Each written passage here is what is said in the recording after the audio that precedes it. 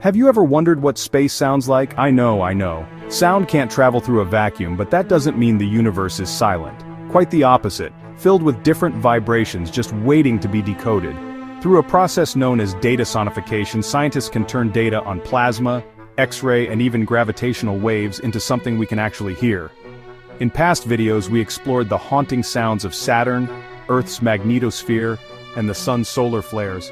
But today, we're heading headfirst into the most terrifying sounds space has to offer. From the ghostly wail of a passing comet, to a growling supermassive black hole, to the echoes of a black hole collision from 5 billion years ago. So, what do these phenomena sound like, and what do their sounds teach us about the cosmos? We're about to find out.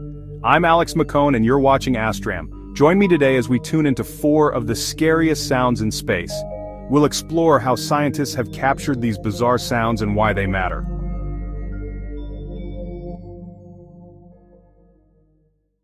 As the saying goes, in space no one can hear you scream.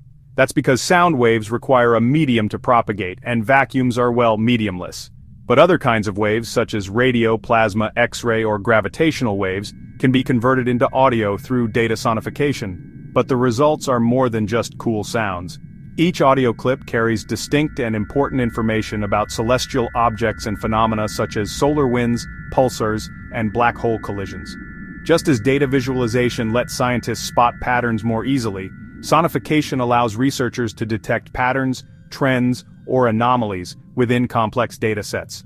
You might have seen one of my videos about sounds in space before. They mainly focused on planets and the sun, but today I'll be sharing newer findings from more obscure places like the first successful probe landing on a comet and a supermassive black hole in the Perseus cluster. Before we get there, our first stop on this audio tour is a little closer to home. If you've been watching this channel for a while, you might remember my video on the sounds of Saturn. Here I want to focus on its spectacular rings, one of the landmarks of our solar system. Saturn's rings are made up of countless particles of rock and ice. Most of these particles are electrically charged, mainly due to the ionizing effect of solar radiation. Saturn's magnetosphere is also filled with charged particles which are free to move, interact, and form other complex phenomena. They aren't fixed in one place. In a nutshell, when charged particles in Saturn's rings interact with the plasma in its magnetosphere, they experience what's known as the Laurent force. This force makes particles spiral around the magnetic field lines and create oscillations in the plasma, also known as plasma waves. In 1997, NASA launched the Cassini probe to study Saturn up close. One key part of the mission was to explore Saturn's ring plasma interactions more deeply.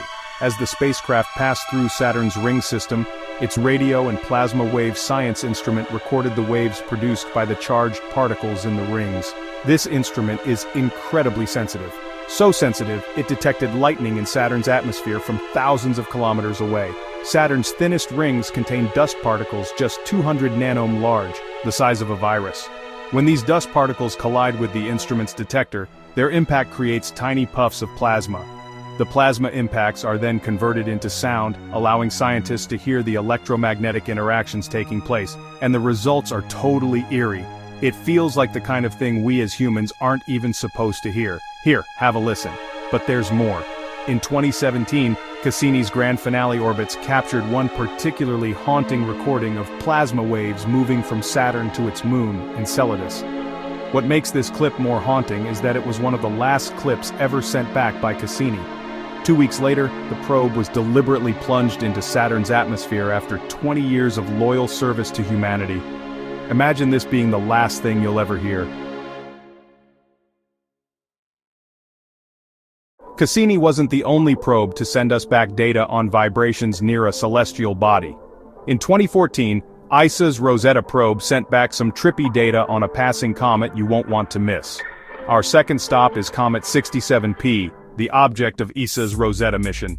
It is the first and only comet to be successfully landed on by a man-made lander. Comet 67P orbits the Sun in the outer solar system roughly every 6.5 years, and it is thought to house several primitive materials from the formation of the solar system over 4 billion years ago. On top of studying these materials, Rosetta's mission was to understand how solar winds affect the comet's coma and tail. To do this, they armed the spacecraft with a suite of plasma detection tools, including the Langmuir probe to measure the electron density and plasma oscillations in the comet's environment, and a magnetometer to detect magnetic field fluctuations caused by these plasma waves. Together, the data provided a comprehensive view of the plasma dynamics around the comet. But this in itself wasn't a breakthrough. Magnetic field sound waves had already been detected from other comets, including the famous Hall's Comet. What was special about Comet 67P is the actual sound it made. Comet 67P song was very different to the sounds measured from other comets before it, suggesting it had very different physical properties. I'll play it for you now. What's interesting is that this audio can be broken down into distinct components.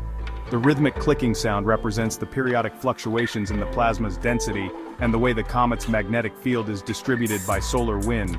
The humming parts of the sound reveal the continuous oscillations within the plasma environment. Here, I'll play it for you one more time. Honestly, to me it sounds like a Demogorgon from Stranger Things. Alex, Vio. Speaking of Stranger Things, our third stop on this tour is the closest thing we have to an upside down in this reality. Alex, ever wonder what sound a black hole makes? Buckle up, we're about to find out. Alex, Vio. Travel some 240 million light-years from Comet 67P and you'll end up in the Perseus galaxy. Alex, Vio.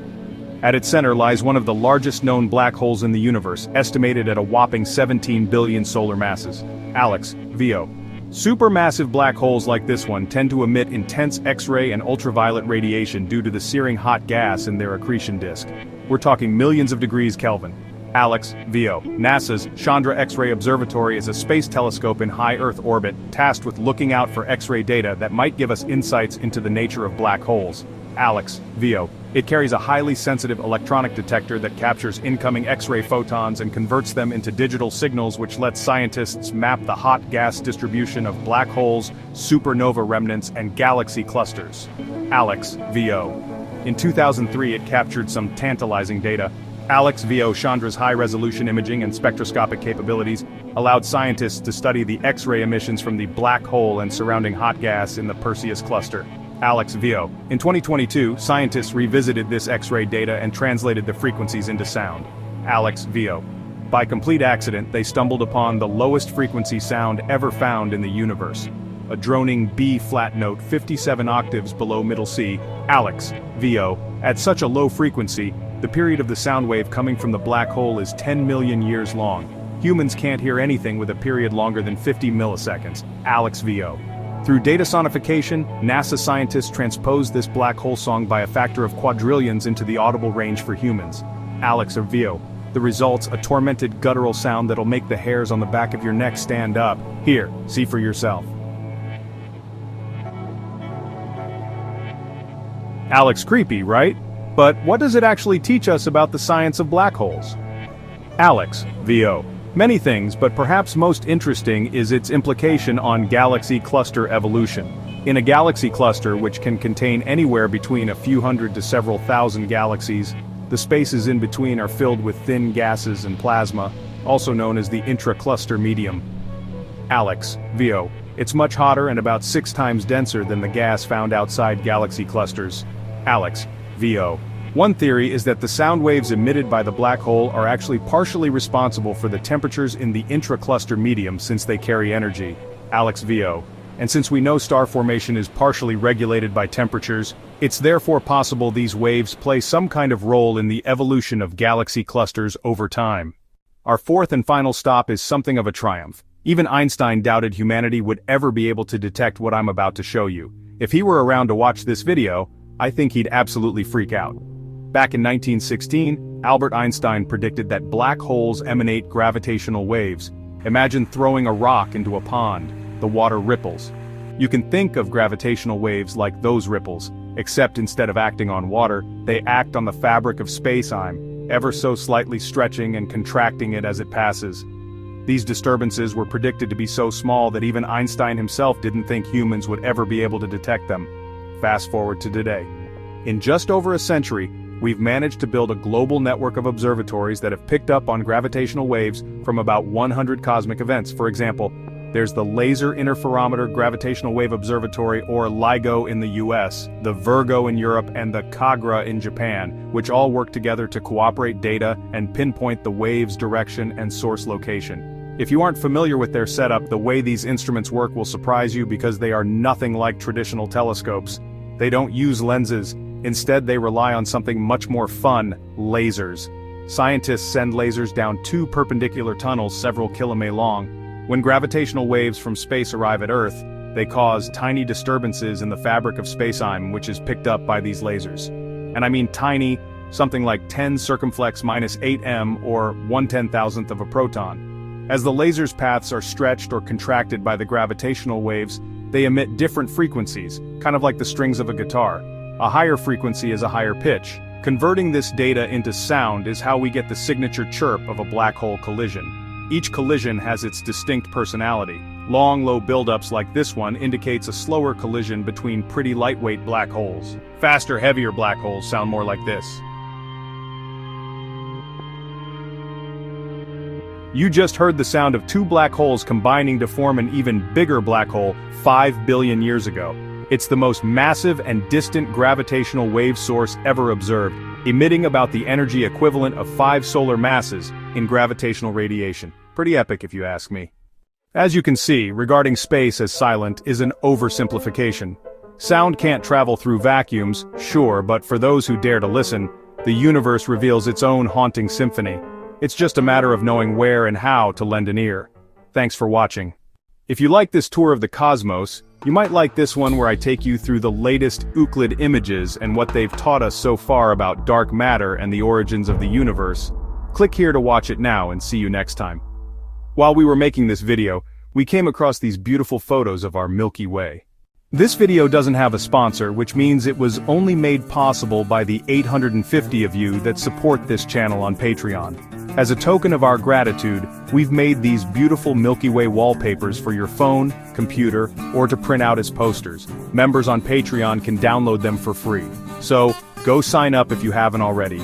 And thank you so much for supporting the channel. Thanks for watching. I really want to give a huge thank you to our astronauts on Patreon. It's really becoming a thriving community, and I've loved reading all your messages and comments over there.